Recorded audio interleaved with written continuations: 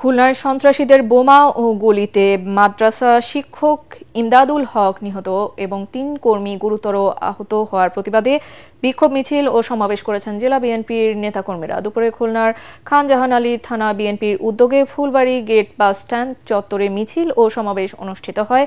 এতে অন্যান্যের মধ্যে বক্তব্য রাখেন মহানগর বিএনপির সভাপতি অ্যাডভোকেট শফিকুর রহমান মনা ও খান জাহান আলী থানার বিএনপির সভাপতি কাজী মিজানুর রহমান। বক্তারা এই ঘটনায় জড়িতদের বিরুদ্ধে অবিলম্বে ব্যবস্থা না নিলে কঠোর আন্দোলন গড়ে তোলার হুমকি দেন।